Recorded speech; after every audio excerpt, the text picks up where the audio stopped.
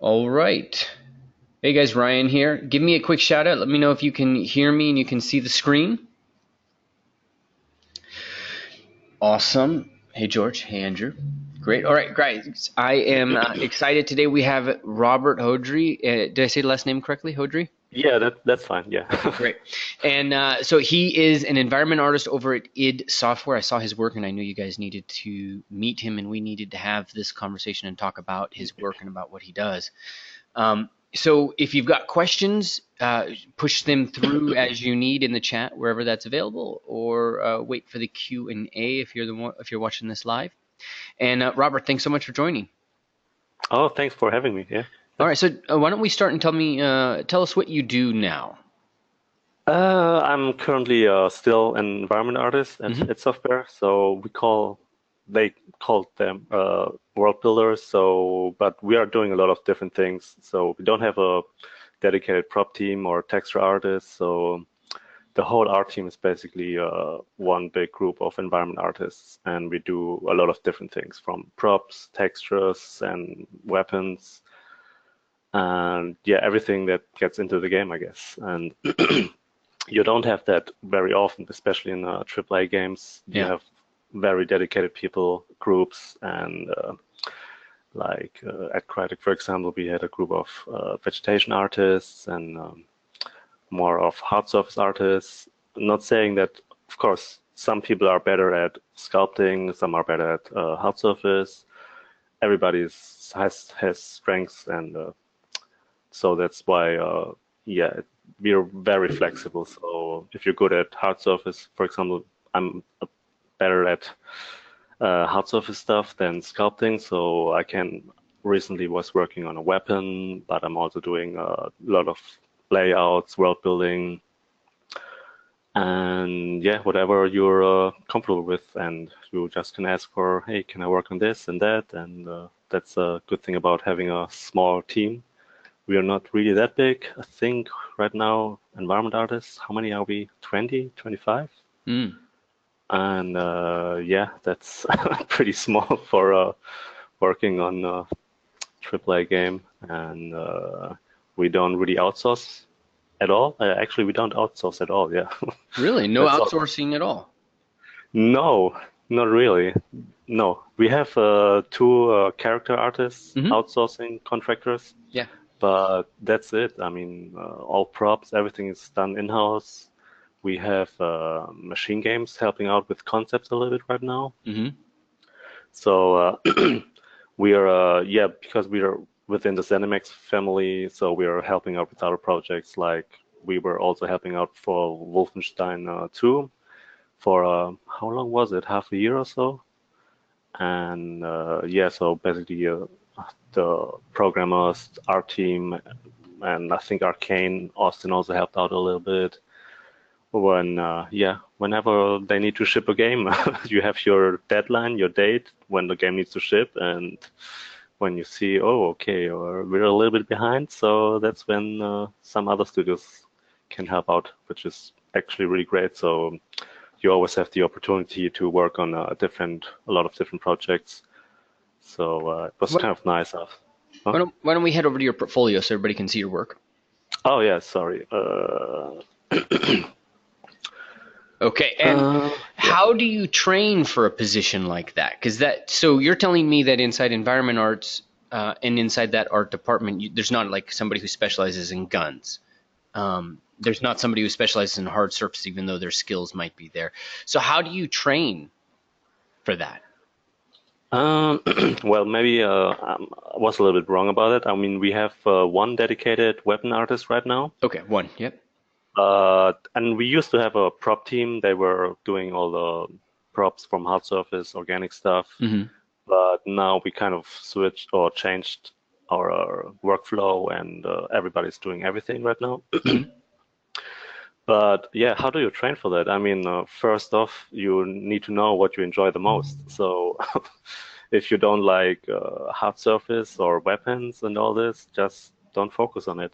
That's the only advice I can give. I mean, it sounds Fair, stupid, but fair enough. But you know, the thing with people who are in the beginning stages, is they're making a sacrifice. They're like, I maybe don't like this, but this is something that's going to be good for a job, so I'm going to try to put energy there.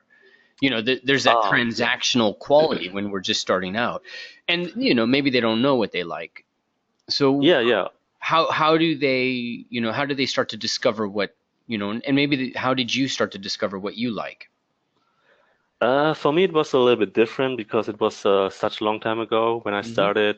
I mean, back then, how long was it already? 15 years.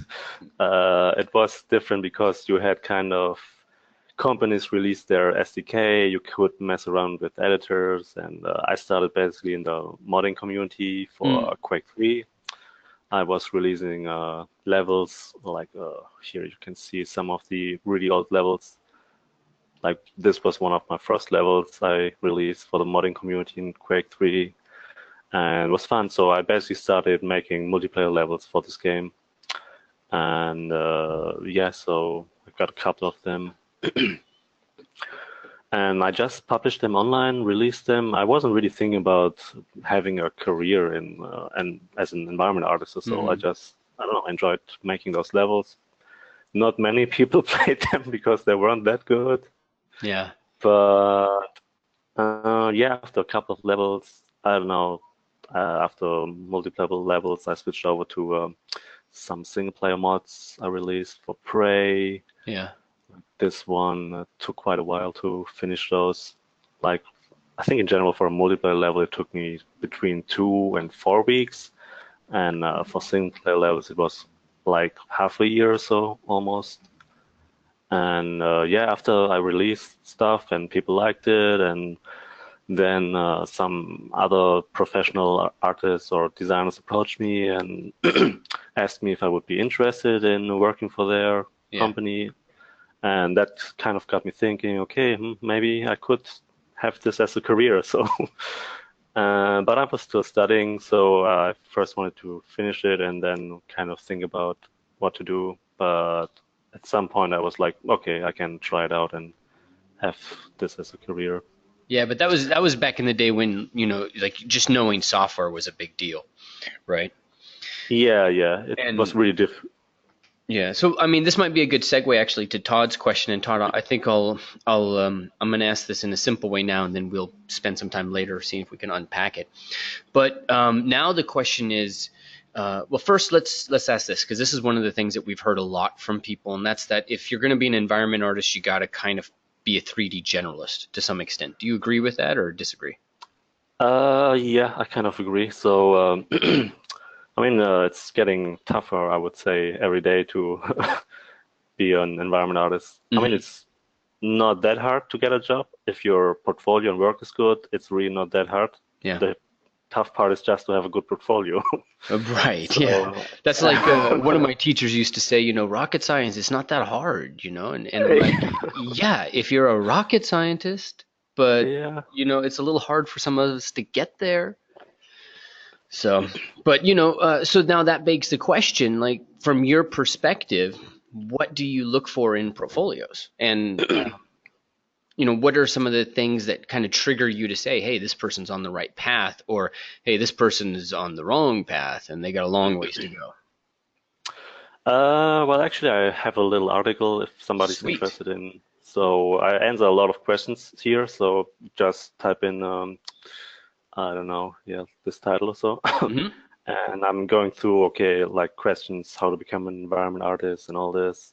But I can briefly answer some of the questions. So, yeah, what do you need in your portfolio? It's for an environment artist, I would say, of course, props and being familiar with all the tools Hmm. like at least a 3D package, Maya, 3D Studio Max, or Modo. Doesn't really matter what you prefer. And then, of course, texturing, Substance Painter, Designer is the way to go these days. Photoshop still valuable, so you still need to know uh, the tool, and it would be also nice to know at least a sculpting package like ZBrush or 3D Code, Right. or what else is there. And Looking at some portfolios, I mean, a lot of people they have mainly props, which is fine. So you can take a concept from somebody else and do it, or make a prop out of it, or just do something generic. Doesn't really matter, table, chair. So at least be familiar with PBR and all the latest. Like Unreal Engine is really good to present your work, or environments take a lot of time, but I've seen so many portfolios and people becoming environment artists without a single environment in their portfolio, so I mean, when you start as an intern, junior, whatsoever, you're not tasked to do big environments. So Right. you normally start the first year you're doing props or optimization work and not really have the responsibility to take one white box area and finish it till the end. So just be familiar with the whole workflow, making high polys, baking them down to a low poly, and texture them, and be familiar with making palatable textures, and yeah, and it's also important, I would say, to have a good presentation. So have a nice rendering setup, lighting or whatever, for your high polys, for your final meshes with textures, and just yeah, leave a good impression on your portfolio. It's like presentation is worth a lot, and sometimes you have, I mean, it's not everything. Sometimes you have some people they are not really good at presenting this stuff, but you can tell, okay, their low polys are really good, their high polys and everything's clean. So it's more forgiving when they don't present it in the nicest way. Some people just make screenshots of the viewport in, I don't know, ZBrush or Max. That's totally fine. As long as you can see the work is good. But of course, it's always nicer to have a good presentation. Is there anything that like bugs you or that's a trigger? If you see it, then it's telling you something's like it's not a fit, or they're a bit on the amateur level. Because I'm sure you see a lot of work, so you have to have like these shortcuts. You can't look at everything in depth. There's got to be some things that just start to say, okay, no, okay, no. Yeah, there's actually, it doesn't take long to see if somebody's good or not, especially for art. You just have a quick look and to know if the portfolio is good. And yeah, like if somebody is sloppy at the modeling, you see a lot of smoothing group arrows and just some weird stuff, and then it's always hard to say, okay, that's immediately it's like, okay, he's not really that great, and he's maybe doesn't know better or so, but or Yeah, see, like for example, in character, because that's something that is big for me. I'll look at people's elbows and their hands, and then I know, like they just haven't taken anatomy all the way, and they're still in the amateur level. Is there something like that with environments? The smoothing group makes a lot of sense if there's little errors around there and the normals and artifacting. oh yeah. I mean, for environments, it's there's so many things to consider, like, okay, the modeling, the composition, layout, and you also have to make props for it and texture them, and lighting is also a big thing. Um, for beginners, I'm more forgiving when I see, okay, the lighting is not that great or so, because normally you have lighting artists that take care of that. And the composition, of course, you have concept artists, art directors that give you overpaints and say, hey, or have a lead, and other senior guys telling you, yeah, that doesn't work so great, so just change this and that. So I would say it's just know your fundamentals, like modeling and texturing, and be clean with your work. Don't be too sloppy, and yeah, that's, I don't know. Awesome, that makes sense. I'm not sure if it's answering your question, but yeah, sometimes you just look at some asset and you know it's good or it's bad, and yeah, or high polys, like, I don't know. Yeah. Well, what That's was Todd's asking? What was your first gig out of in the game industry? Losing my voice here. I started with where's my here's my yeah, I started I think in 2009. I got Hmm. an internship at Crytek in Frankfurt, and I was fortunate enough to my first game I worked on was basically a AAA game, really popular, Crysis 2. The franchise was really big back then, and yeah, it was tough at the beginning. So many things I had to learn, Hmm. but it was also pretty rewarding to see it's released and posters on the streets and marketing and all this. Yeah. So kind of started on this. It was a really big game. And yeah, I spent like I think 5 years at the company. Worked on another Crisis game, Crisis 3, and yeah, then another Rise, Son of Rome. Was completely different setting, kind of a Roman game, third-person game, action Hmm. adventure. And but we also had a studio. Actually, they had a lot of different studios, so I also was lucky enough to help a little bit on Homefront, and yeah, Warface was another big free-to-play multiplayer shooter. Hmm. So I worked on mostly, of course, first-person shooters, but they were so different from each other. So that's why I was kind of lucky to always have some great games to work on, which were different and from multiplayer, single-player campaigns, and all this. And you learn a lot. I mean, working on a multiplayer game is so different from single-player games, like, or for example, Rise Son of Rome was really cinematic driven. That was also good experience to know, okay, you always have to be careful not to interfere with cinematics and all this. Keep that in mind, Hmm. and of course, with single player games or multiplayer games, it's just making sure they are fun. Visuals are coming later then, or are also important, but it's always to keep in mind if it's fun. And oh, what is this? There's a request for review. Oh, sorry. See, now that, by the way, guys, just so everybody, so if you're listening to this, you didn't see what happened, but Edison posted his link in there and he got his link clicked. So Okay, just that's what hiding you it. guys do. We'll do that, Edison. Don't worry. I'd love to do that. So let's take a look at your work real quick, Robert, if you don't Yeah. mind. And you just recently joined ID, right? About 3 years ago? Two. Yeah, 3.5, 4 years almost. So yeah, I started basically when they were done with their vertical slides and when they were in the middle of production for Doom. Yeah. So took a while to get my work visa. So, but then yeah, I worked pretty much the whole full production on Doom. Where can I show some stuff? So some environments. Yeah, I was mainly doing world building, like I don't know, corridors, environments, mostly layouts, buildings, also set dressing, beautification, whatever you want to call it, Hmm. decaling a little bit at the end. And world building in a hard surface environment is it's the hallways, it's not, is it modeling the actual modular pieces or is it more assembly or is it everything?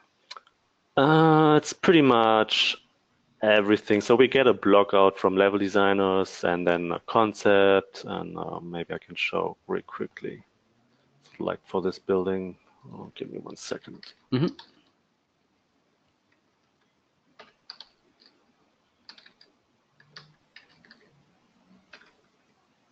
Where is it? Damn spell.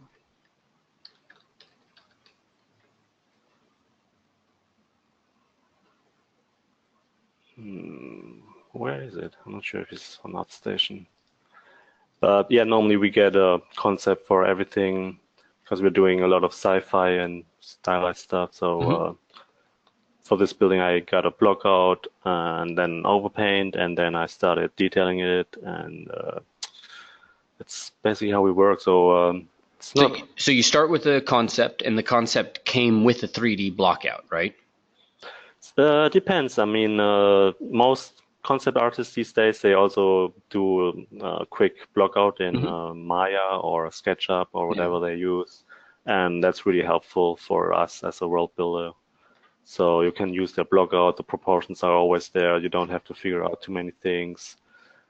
And yeah, and then from that we start normally just adding more details, texturing a quick texture pass, not really caring too much about UVs or anything, just getting the idea in, and then later on it's also good for lighting artists when they have some materials to work with, and that's why, okay, just quickly add some textures there.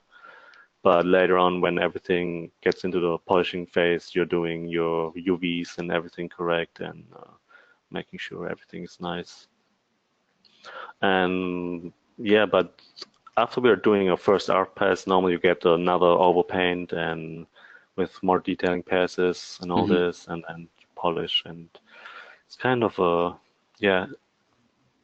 between process from level design to concept art to world builders, and then back to design again if they're happy with what we're doing. So if their block out still works and combat and everything.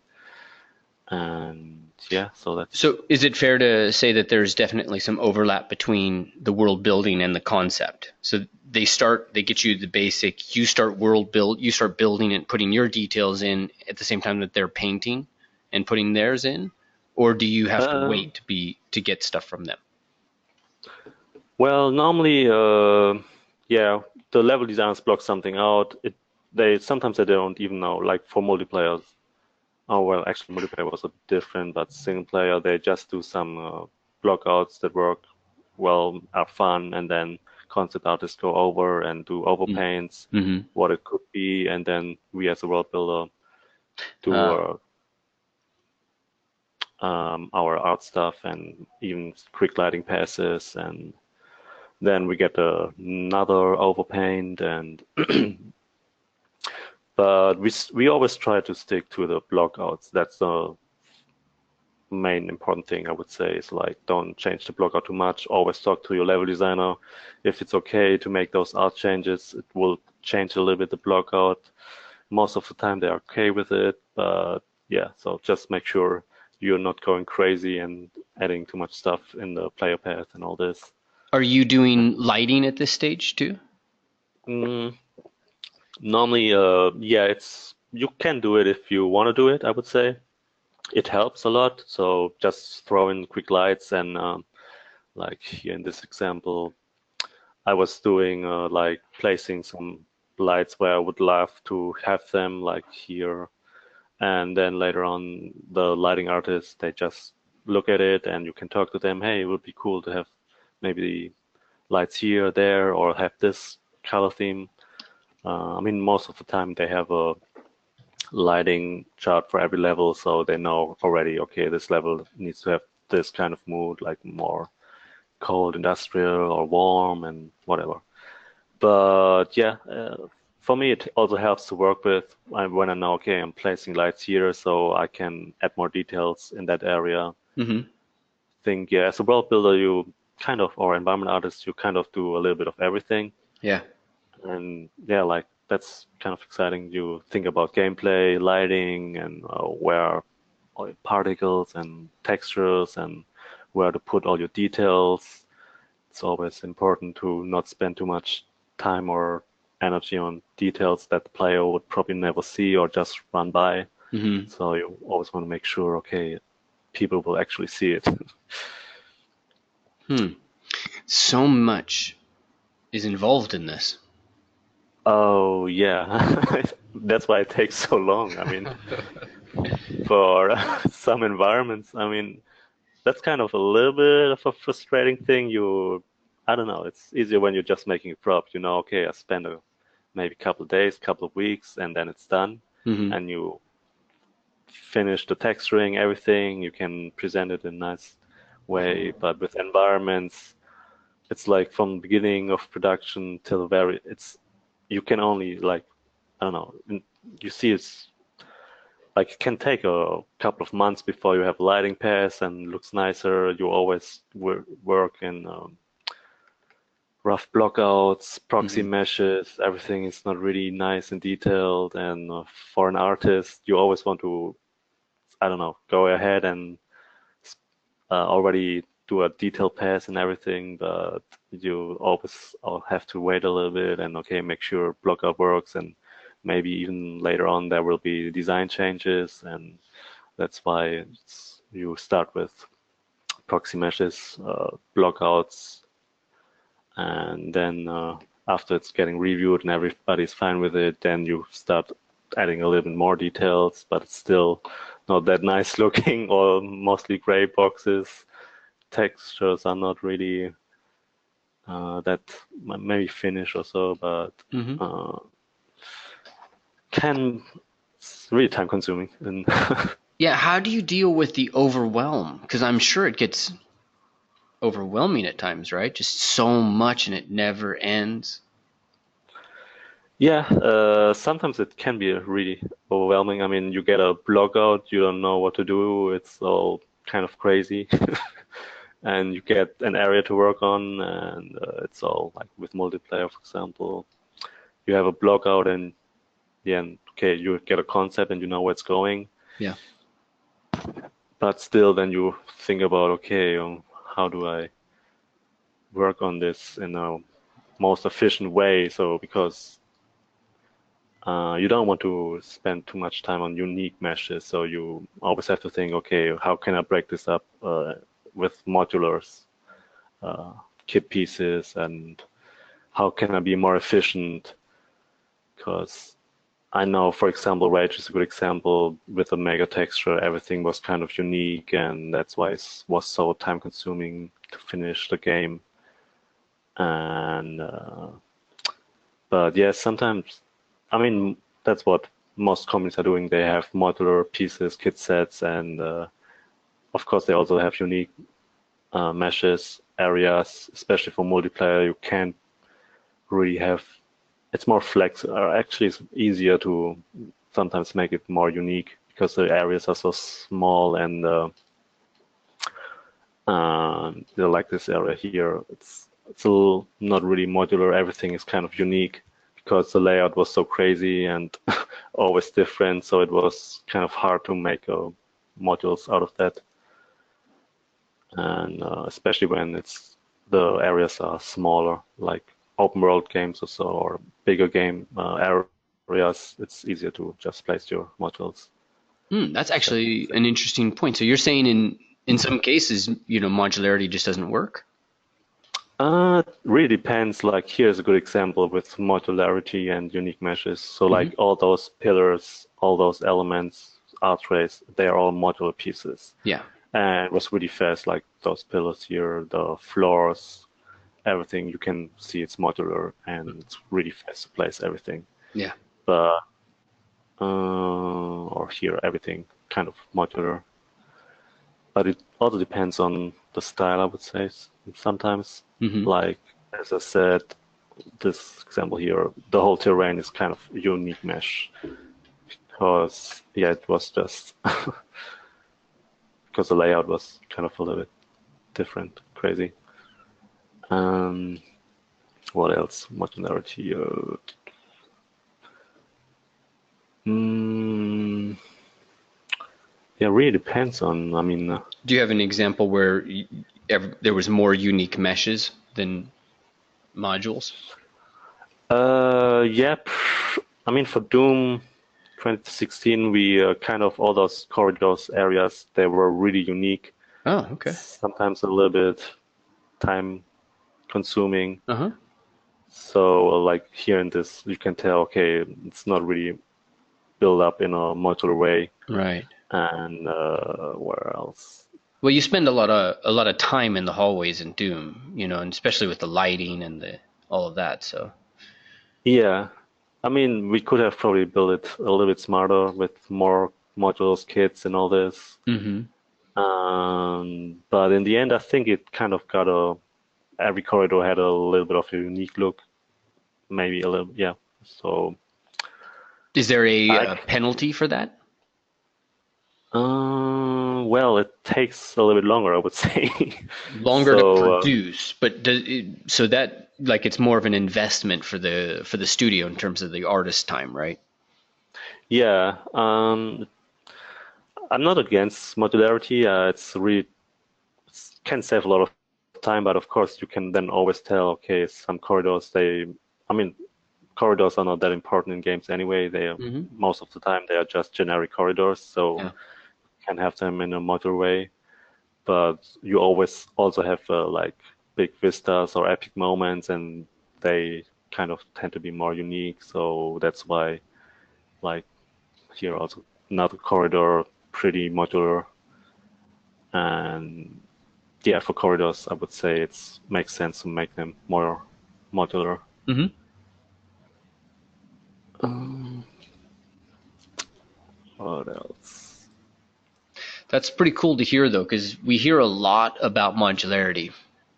Um, but would you say, if you're looking at somebody's portfolio, would you say it's important for them to showcase the fact that they do modularity, or would it be important for them to showcase a really cool environment?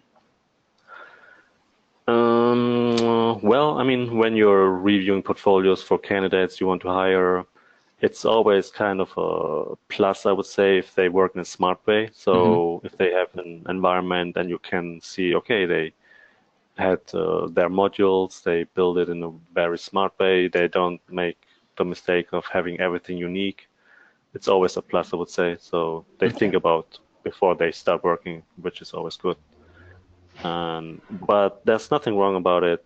I mean, as long as it looks good, I mean, you can learn all those things or be more efficient and smart about it. Yeah. I think it's more important to have nice art, and how you do it, it's not the most important thing in the world, I would say. Just, yeah. Okay, that's good to hear. You know, and this is a point that I always try to get from people, whether or not um, the important thing is how you got there, or or where you get. So it's the thing that I like to think of, or like to tell people, is it's kind of like a first date. Your first job is to really impress, and then they get to know you. Did you do that well? Did you do that efficiently? But the first moment has some flash to it, I think. Wear nice clothes. Uh, you mean for the interview? Well, No, nice no. clothes. But by nice clothes, I mean, like, focus on your portfolio being a great portfolio, not, hey, I know I did all the topology, I did all the everything's modular, everything's as efficient as possible, frame rates at 120 frames a second in Unreal. Oh. You know. Yeah, no, I mean, of course, it's nice if they have it optimized and you can see, oh, it will probably run really smooth and it's built up in a smart way. But I don't think it's that important. I mean, for your portfolio, you always end up adding more triangles, having a bigger texture resolution, all this. Yeah. So just make it look good in your portfolio. And that's why, I don't know, you don't have to be super efficient with everything. Just present it in a nice way. Especially as a beginner, I mean, you learn so much at your first job and you always end up making mistakes. I mean, I still end up making a lot of mistakes when I do some stuff. So you always kind of learn and grow. But especially for beginners, when they fresh out of school and look for a first job, I wouldn't expect them to be on production levels. Like, okay, you made mistakes, that's fine as long as you know how to make good art, have a good eye for, I don't know, aesthetics, composition, colors, whatever. That's really important for environment artists. And yeah, like I don't know, I've seen also art tests, people doing high polish for everything, baking down everything unique, and that's fine. I mean, as long as it looks good in the end, just of course when you see it, you think, oh, that's not really efficient, but well, you can teach them how to be more efficient. So it's not like when you have your first job, nobody talks to you. You have to work all on your own. You will normally you have a experienced senior guys looking over your work and always telling you or giving you tips and giving you feedback and helping you. So yeah, it's it's normal to make mistakes, even especially at the beginning. So Great. Well, if you're up for it, I think Susan said we may do this, but if you're up for it, I'd love to show you some student work and do some critique. of course, yeah. Oh man, that'd be so great. Okay, I'm going to switch this over so that the screen is mine, but let me make sure I get rid of anything that I don't want to immediately broadcast. Okay, so there we go. All right, I am now the presenter, and you should be seeing my screen, and it's right there at Artist Awake. We'll get my mug off there. And since Edison was the first one, let's see who else was asking for work review. Daniel was, so I'm gonna look at Edison's. Daniel's posted his, and then I think I also want to talk. Where he's not in here. I also want to talk about Harry's work. So I'll put that up there, but I don't see Harry here, so we'll make that happen. And I think we might throw Ira up. I'm not sure Ira's here, but this will be a good one to get in there. Ira, are you in? No, she was busy working on that model. Okay, and if you got some more, let's go. There's Kyle. Let me just get all these going, guys, so I know exactly how much I have to, like how much time I can spend on each. Okay, I'll give you another 30 seconds to post them in there. And Etene is the last one. Okay. All right, we'll start with Daniel as the first one to ask. Oh, Surrey, good. I'm glad you're there, Surrey. Okay, and then we will do Edison, then there. All right, guys, I'm closing that part of the chat. So let's take a look at Daniel's work. Daniel, you got your mic as well, so don't hesitate to unmute yourself, and I'll prep this. Robert, Daniel is in the Environment Artist Bootcamp, and the thing that we do in the bootcamp is focus on props in the beginning, and then we work our way to environments. It depends on what they end up doing. In this case, Daniel created 2 props, and then instead of doing an environment, he did this this hard surface thing that you see right here in the middle, the robot arm, and it ended up taking all of his time. But he drilled down and really worked on the hard surface of it, and I think Chanel was giving you some direction on that too, right, Daniel? Yeah. All right. So we'll start here. And this is what I asked them to do, a color in-game model in the beginning with some of their topology right up there. Then we do the high res here so that you guys can see their bevels and whether the form is soft or sharp, and then we do textures. So if we just looked here, you just guide my cursor wherever you want, and then you can just let it go. Yeah, I think it's a really cool prop. So looking at the low polys, high polys, everything looks really clean, optimized, and yeah. Just what was used for texturing? Substance Painter. Substance Painter, yeah, that's good. I mean, yeah, that's the standard tool to use these days. And yeah, it's nice presentation. You have it from every angle, from behind, from the front perspective.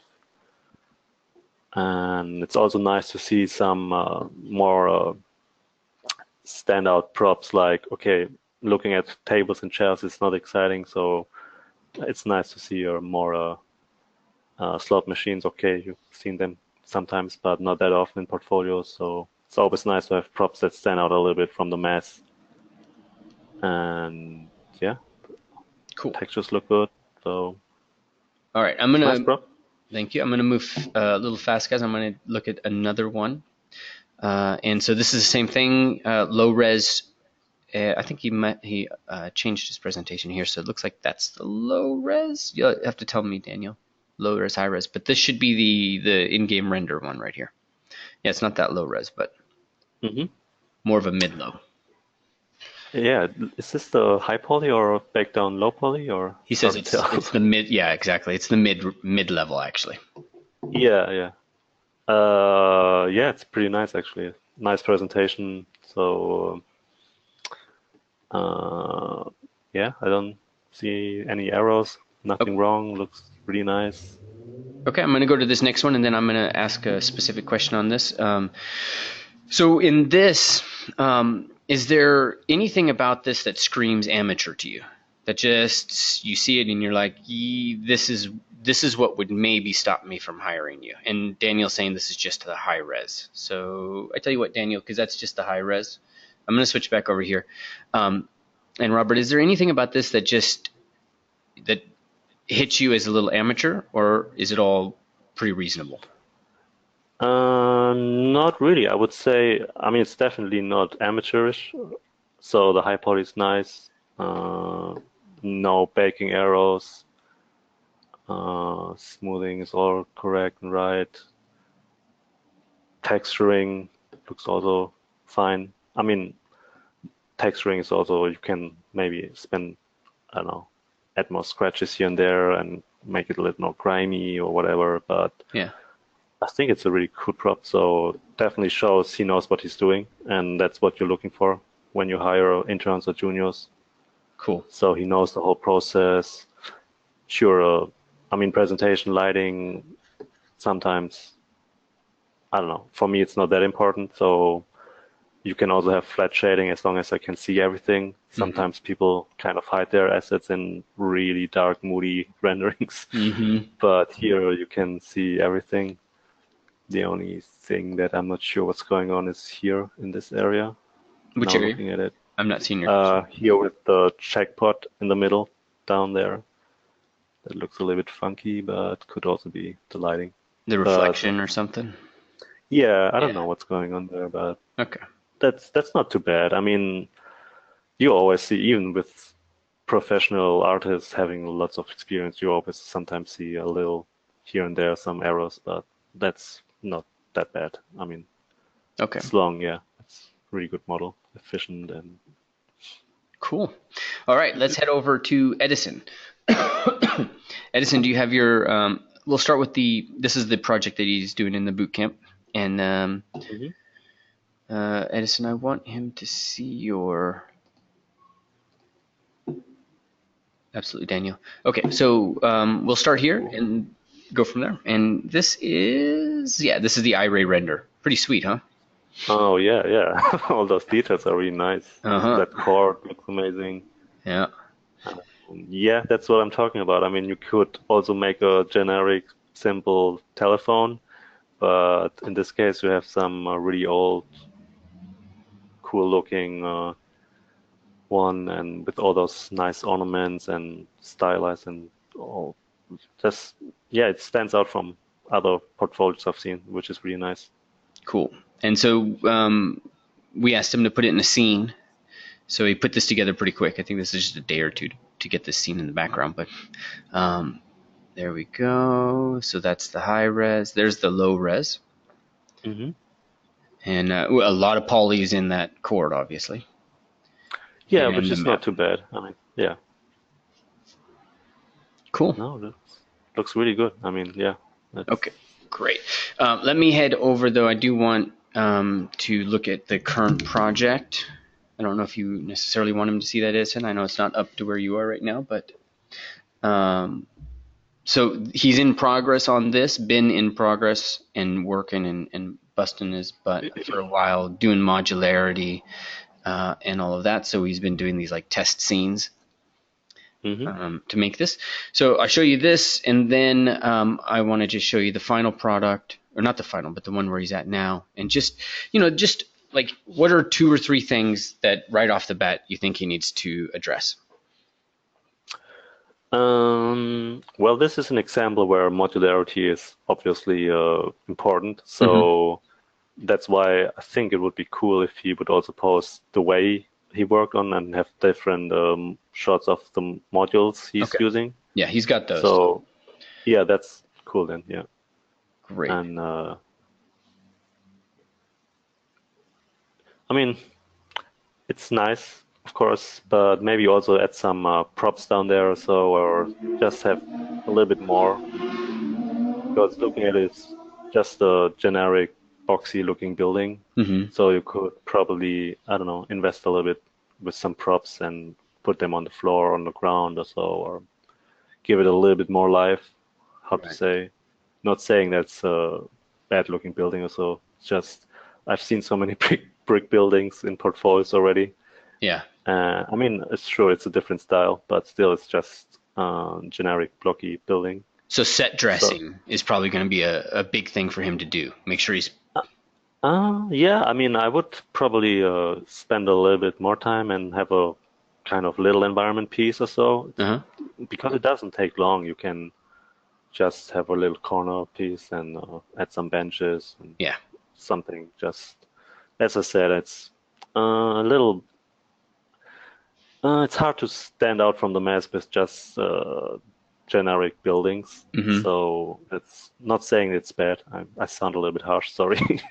No, harsh is But fine. Harsh is fine because at least it's harsh up front and we can see it and address it as opposed to, yeah, I'm just trying to be honest. I mean, Yep. looking at a lot of portfolios, and whenever I see just a building facade, and then sure, sometimes I often also then, okay, if it's just a generic building, then I look closer at the textures. If they are really good, then okay, I can look over the fact that it's just a boring building. Yep.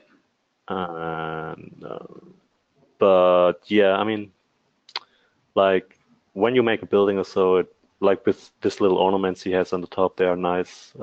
Just make it a little bit more complicated, add a little bit more interesting things other than just doors, windows, square-looking windows, Yeah. and pillars. They're also kind of blocky. And do you care if it's matching real world reference, or when you look at this, are you just looking at this and saying, it's just a little boring. It should have this. It should have that. Did that question make sense? Um, yeah, I mean, for those things, I would always use references. Mm-hmm. For example, when we worked on Crisis 2, it was set in New York. We also use real life reference for everything. And with the buildings, always make sure, okay, they are buildings that you can see in New York. Right. And I'm pretty sure he also used reference for this. Yeah. So I guess he could also post it or so. Because sometimes it's nice when people also post their reference and concepts they used. So you can see, okay, how good are they at following concepts and references. Yeah.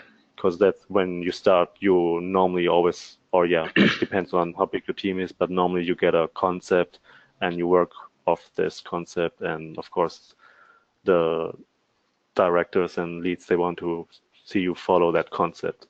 And Right. normally you also want to improve on the concept, but it should be close to the concept. So Got it. All right, great. Okay, so I don't want to take up too much of your day. Let's take a look at. I'm going to drop to the back to Surrey, and we'll take a look at her.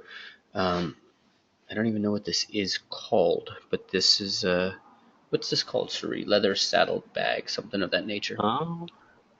So I'll just scroll through real quick. You can move my cursor wherever you want, but it's two different texture sets because it's two different bags. I really like the texture in that. So yeah, I'm still trying to. Okay. Yeah. I mean, it's a 4K texture, which is fine, and the polygon is pretty high, but it's a portfolio piece, so it's normally a prop like that would be way low res, and textures wouldn't be that big, but that's fine. So I'm just looking on the top corner. Is this the reference for it, or am I confused? Pretty sure that's reference. Yeah, I'm just looking at it. Yeah, she says it's the reference. Oh yeah. No, I really like the texture. Here and there on the corners, it looks really sharp and edgy, boxy compared to the reference. So you could have probably smoothed it out a little bit. But other than that, I think it's pretty close to the concept. So, which is good. So, or the reference, I mean. Mm-hmm. And yeah, all those little details in the textures are really nice. Yeah, it's a nice piece. Cool. Good deal. All right, and Surrey, I'll leave it at that. We'll see if I can come back. I want to take a look at Harry's real quick. This is what he did at the end. And actually, is there any one thing that I should ask this of everything? Is there any one thing that strikes you as showcasing that Surrey is a student? You know, Uh, I want yeah, I them. think. Yeah, talk to me. Oh, sorry. I think, but that's not bad. I mean, for most students, when I look at the work, I see, okay, the rendering, lighting setup for the props, they are all kind of the same, I would say. It's plain with a background, which is not bad, just have a plain gray background. Hmm. But looking at, I mean, it's a really nice way to present your work. So you have every angle, and you see it from everywhere, so you can tell, okay, she's or he or her spent her time or details on everywhere, not only like maybe at the front or so. Sometimes it's also nice to see when down there or so at the bottom how much detail they spent even there. It's just the lighting in general. When I look at some students' work, they are just a little bit flat, plain, I would say. Got it. But that's not bad. I mean, don't get me wrong. I mean, same with my work. My lighting setups are also not that great. So other people I know, they get into keyshot or have some, I don't know, V-Ray renderings, whatever they use. And of course, it always looks really nice for your high polys. But for students, I don't think it's that important. Got it. Okay, great. All right, so this is Harry. Harry, I don't think is with us right now. I do not see Harry in here. No, he's not. I'm going to see him tonight, actually. And so this is Unreal. This is actually Hmm. straight from Unreal. And if we go through, so he's testing out some lighting, some volumetric fog. Yeah, yeah. And we've been and this was his last week. He fixed the glass and whatnot. So the week before, I think this was the week before, and we had issues with the reflection, and we didn't have enough volumetric. So Hmm. and so there we go. So now I think I'll just let you.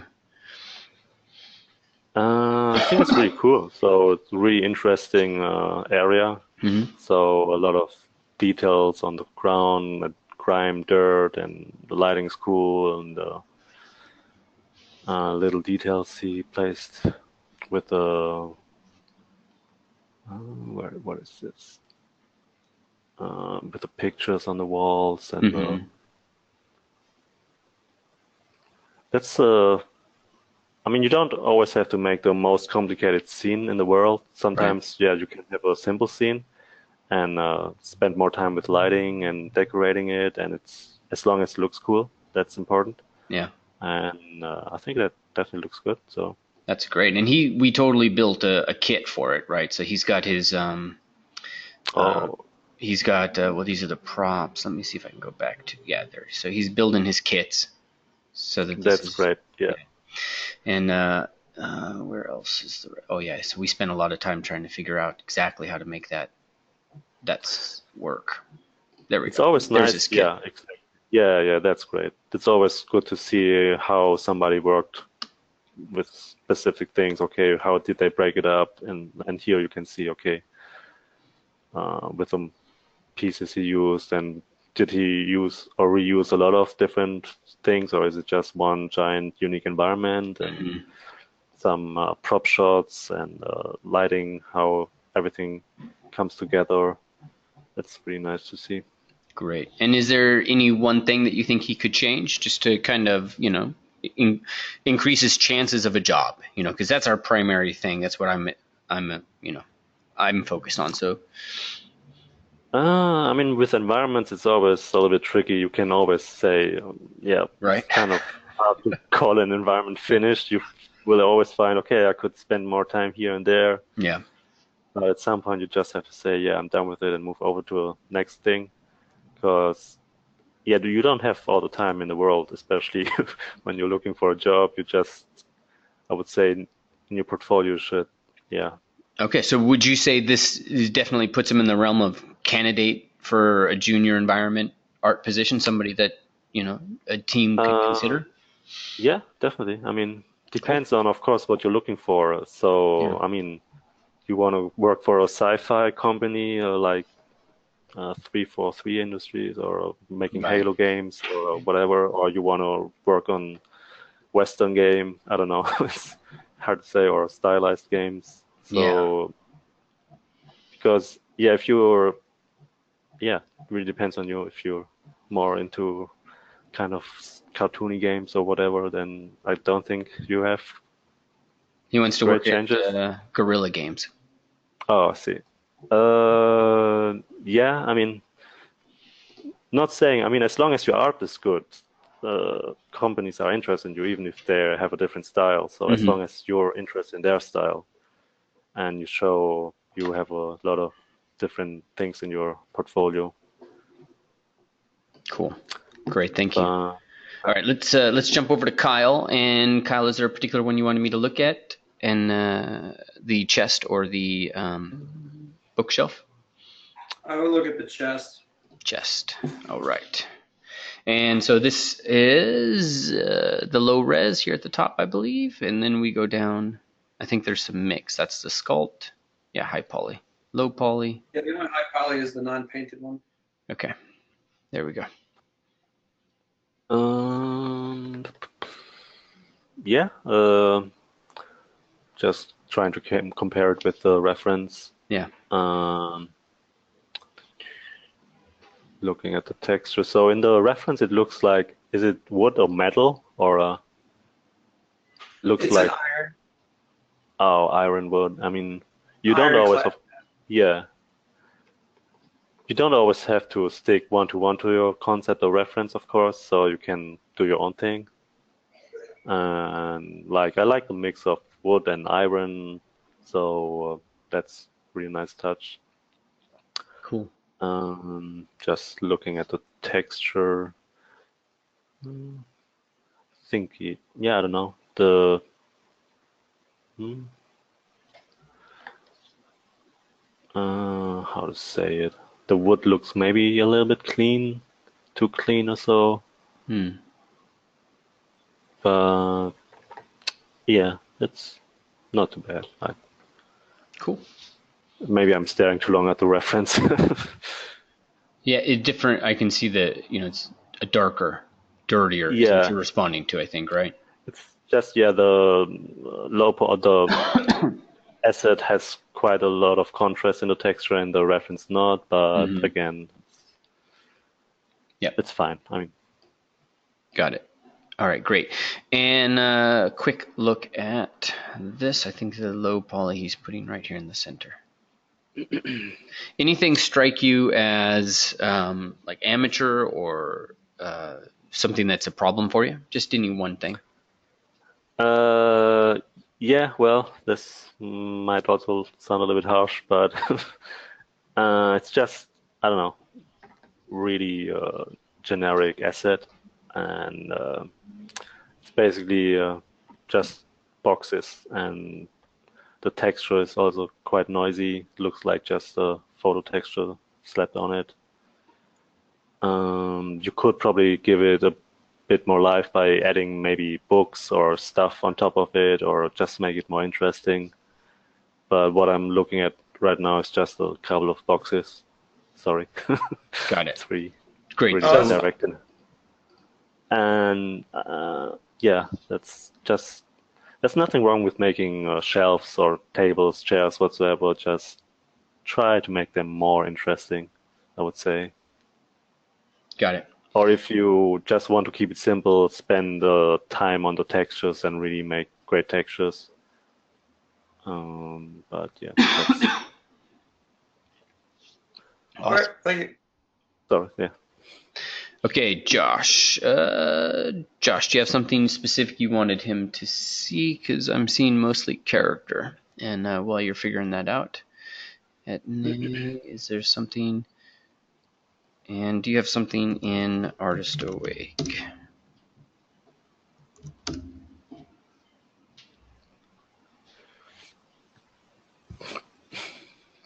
Okay, you're in 360, so you're still in the early stages. Oh, environment. I keep forgetting that there's a process. But how long ago was that? 2 years. I don't want to review something that was 2 years ago. And that was a year ago. All right, let's do this. I just start. Okay, cool. That's fine. So, Josh, you want to skip yours? Okay, got it. Yeah. Okay, so I think we can look at this. Might be a good moment, Robert, if you don't mind. This will be the last one that we look at. Mm-hmm. And you've been modeling for a long time. So just a quick conversation or a quick note, like how do you block out and start to work on, I think he's doing, this should be the high res. Yeah, it looks like the high poly. Yeah. So any notes, because I tell them that they should be following a construction mesh approach, which means, we want it to smooth into the model, but we're not afraid to spend polygons. So it's like, this is your moment in Vegas. We're gonna pay the piper later, but go spend your millions.